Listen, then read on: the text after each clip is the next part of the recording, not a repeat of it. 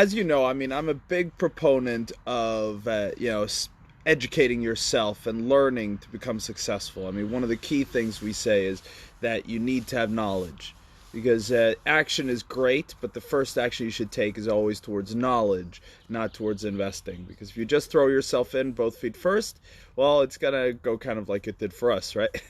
You're going to have setbacks, you're going to have challenges. So you start by learning, start by educating yourself. And over the past years, I've been doing a lot of different events. I've been to UPW with Tony Robbins. I've been all over the US. I've been all over Europe. And, I've done education all over the place. One of my absolute favorite events is an event created by T Harv Ecker. T Harv Ecker created the Millionaire Mind Intensive, which is an amazing event. It's just such a powerful experience. So if you ever have the chance to go to MMI, I can highly recommend you do so. You're going to learn so much. And I want to share with you the first time I went because I learned so much myself. And it really helped me grow as a person. And actually, since then, we've started working very closely with Success Resources, who are the ones who puts on his events all over the world. And I've actually spoken on T Harv Ecker's behalf, which was really, really cool. I got to sit down and analyze in depth his presentation and kind of play T Harv for a day, which was really, really fun. But when I went to MMI the first time, I had no idea what to expect. So I kind of walked in the room, and I'm not going to spoil it because it is an experience, and I don't want to spoil it for you if you ever have the chance to go. But I entered the room, and there was just this blast of energy. Not at the same level as UPW in London. I mean, Tony Robbins is unmatched for it. But it was a blast of energy, and I'd never been to UPW at that point, so it was kind of just thrown back.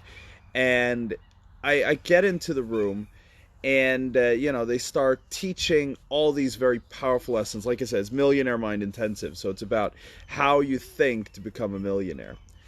But what stuck with me, what I'll never forget from that event, the kind of biggest takeaway for me, was when he truly started teaching the secrets of success. And what that came down to was he calls it his jar system. Essentially, it's his system for how to handle your finances, both personal and in business. That you need to spend money on continuing to educate yourself, that you actually need to put away some money to have fun too. So he calls it your play budget.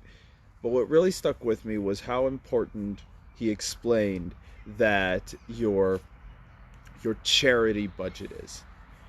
And why do I care about that? Well, if you saw my video a week ago or so, I talked about the true secret behind Think and Grow Rich. Well, for me, this was my first introduction to that secret. The real secret behind success. Hard work is important. Working smart is important. Having a plan is important. All these things are key because without them, you're not going to succeed. But what powers it all, what elevates it all, which makes it all important and will ignite your passion, is the fact of giving back, okay? It's when you give back to others. It's when you support others. It's when you make that difference, all right? So for me, when he started talking about the importance of giving to charity, that resonated with me on every level.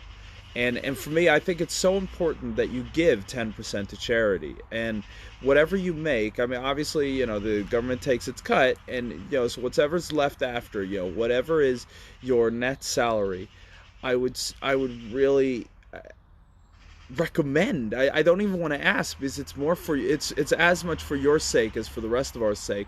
I want to recommend that you give 10% to charity. And why do I say that? Well, what happens is, the saying, what goes around comes around, or the law of karma, the law of three, what you give out comes back threefold. Well, when I told you in the Think and Grow Rich video, so Hugh Hilton shared that Henry Ford actually had his own secret bookkeeping, and that bookkeeping was a comparison of how much is he giving away compared to how much is he getting back from the universe. And he made sure he was always giving away more than he was receiving. It doesn't always have to be money. Obviously, the man made a lot of money. But sometimes it can be your time. Sometimes it can be advice. Sometimes it can be support, both intellectual and emotional. You can give in so many ways. A hug might be the greatest gift you can give anyone. When they need a hug, they need a hug, all right? So you do what it takes and give back more than you receive. That puts you in a position that every day you'll be receiving more.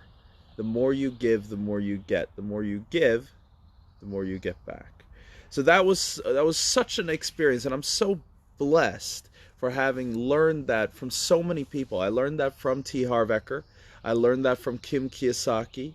I learned that, if you've read the book Rich Dad Poor Dad, they talk about it, but Kim talked exhaustively about it when we had her here as a speaker in Sweden. We spoke to her, me and Gisela, over dinner about it, and it's something that Kim and Robert strongly believe in, and that they really follow.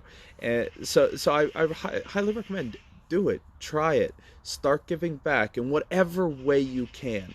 10% of your salary is amazing. That comes from religion. It comes from personal development. It comes from, results. All right, that it works.